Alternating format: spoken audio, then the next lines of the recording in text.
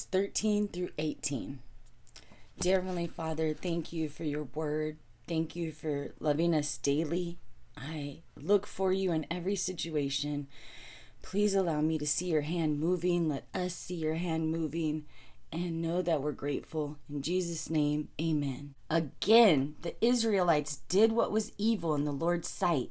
So the Lord handed them over to the Philistines, who kept them in subjection for 40 years. In those days, a man named Manoah from the tribe of Dan lived in the town of Zoar. His wife was unable to become pregnant, and they had no children. The angel of the Lord appeared to Manoah's wife and said, "Even though you have been unable to have children, you will soon become pregnant and give birth to a son. You must not drink wine or any other alcoholic drink or eat any forbidden food.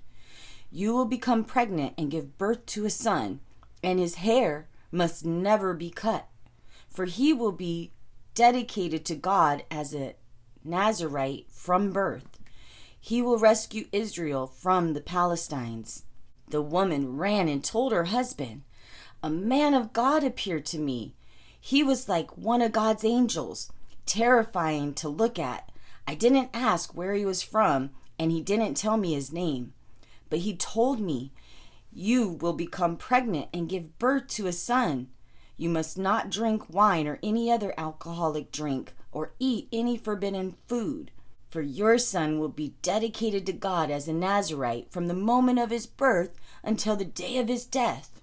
Then Manoah prayed to the Lord. He said, 'Lord, please let the man of God come back to us again and give us more instructions about this son who is to be born.' God answered his prayer, and the angel of God appeared once again to his wife as she was sitting in the field. But her husband, Manoah, was not with her. So she quickly ran and told her husband, 'The man who appeared to me the other day is here again.' Manoah ran back with his wife and asked, 'Are you the man who talked to my wife the other day?' 'Yes,' he replied, 'I am.' So Manoah asked him, 'When your words come true, what kind of rules should govern the boy's life and work?' The angel of the Lord replied, 'Be sure your wife follows the instructions I gave her. She must not eat grapes or raisins, drink wine or any other alcoholic drink, or eat any forbidden food.' Then Manoah said to the angel of the Lord, 'Please stay here until we can prepare a young goat for you to eat.' 'I will stay,' the angel of the Lord replied, 'but I will not eat anything. However, you may prepare a burnt offering as a sacrifice to the Lord.' Manoah didn't realize it was the angel of the Lord. Then Manoah asked the angel of the Lord, 'What is your name? For when all this comes true, we want to honor you.' 'Why do you ask my name?' the angel of the Lord replied. 'You wouldn't understand if I told you.' Then Manoah took a young goat and grain offering and offered it on a rock as a sacrifice to the Lord. And as Manoah and his wife watched, the Lord did an amazing thing. As the flames from the altar shot up towards the sky, the angel of the Lord ascended in the fire. When Manoah and his wife saw this, they fell with their face to the ground. The angel did not appear again to Manoah and his wife. Manoah finally realized it was the angel of the Lord, and he said to his wife, 'We will die, for we have seen God.' But his wife said, 'If the Lord were going to kill us, he wouldn't have accepted our burnt offering and grain offering. He wouldn't have appeared to us and told us this wonderful thing and done these miracles.' When her son was born, they named him Samson, and the Lord blessed him as he grew up. And in Manetha Dan, which is located between the towns of Zorah and Eshtaol, the Spirit of the Lord began to take hold of him. One day when Samson was in Timnah, he noticed a certain Philistine woman. When he returned home, he told his father and mother, 'I want to marry a young Philistine woman I saw in Timnah.' His father and mother objected strenuously.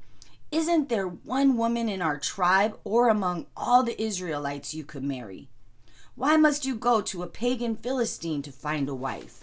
But Samson told his father, "Get her for me. She is the one I want."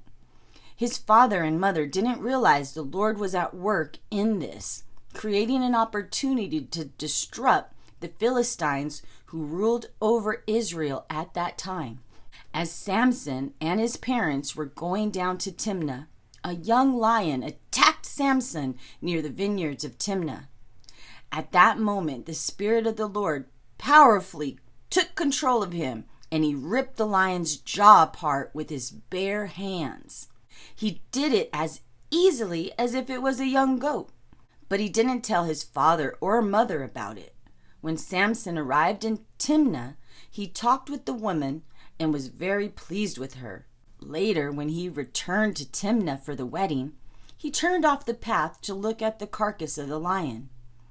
And he found that a swarm of bees had made some honey in the carcass. He scooped some of the honey into his hands and ate it along the way. He also gave some to his father and mother, and they ate it. But he didn't tell them he had taken the honey from the carcass of the lion. As his father was making final arrangements for the marriage, Samson threw a party at Timnah.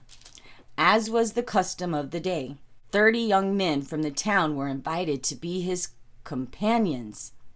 Samson said to them, "Let me tell you a riddle. If you solve my riddle during these 7 days of the celebration, I will give you 30 plain linen robes and 30 fancy robes. But if you can't solve it, then you must give me 30 linen robes and 30 fancy robes."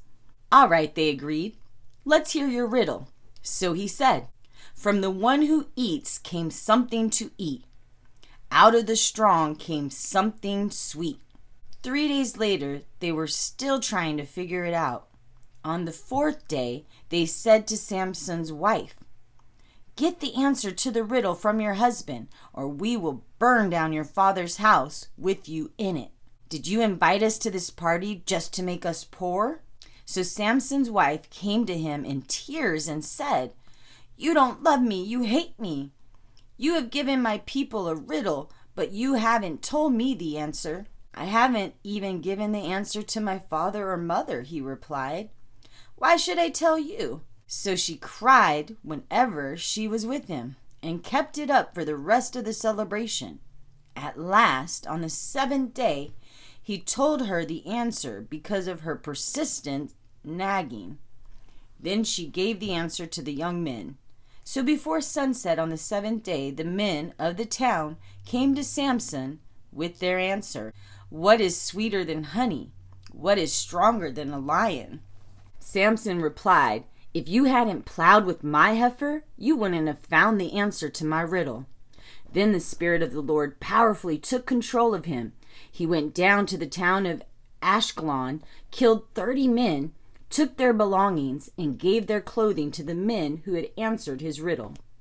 But Samson was furious about what had happened, and he went back home to live with his father and mother.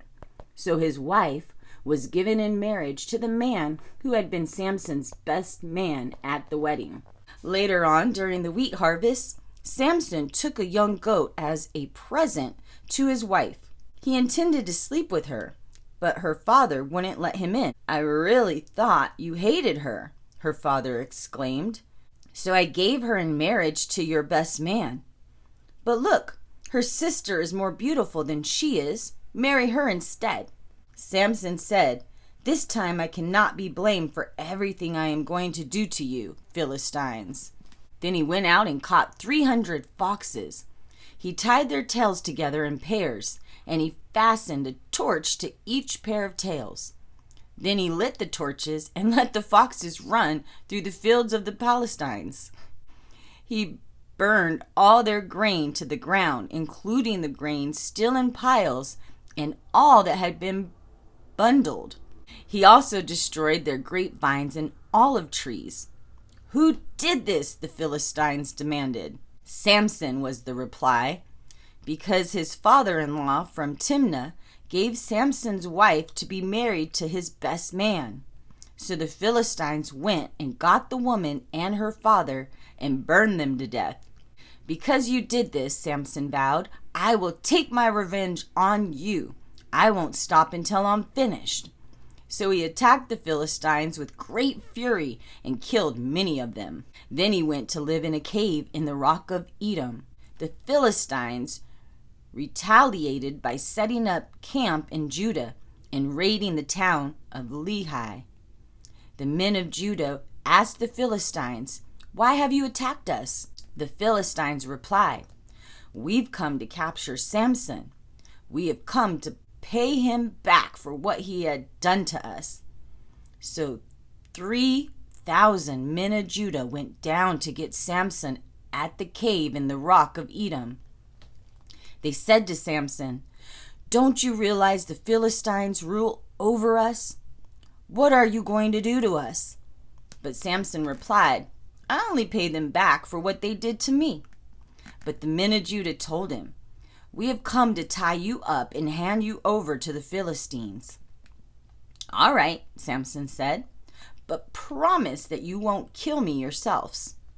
"We will tie you up and hand you over to the Philistines." They replied, "We won't kill you." So they tied him up with 2 new ropes and led him away from the rock. As Samson arrived at Laish, the Philistines came shouting in triumph, but the Spirit of the Lord powerfully took control of Samson, and he snapped the ropes on his arms as if they were burnt strands of flax, and they fell from his wrist. Then he picked up a donkey's jawbone that was lying on the ground and killed 1,000 Philistines with it. And Samson said, "With the jawbone of a donkey, I've made heaps on heaps. With the jawbone of a donkey, I've killed 1,000 men." When he finished speaking, he threw away the jawbone, and the place was named Jawbone Hill. Now Samson was very thirsty, and he cried out to the Lord, "You have accomplished this great victory by the strength of your servant.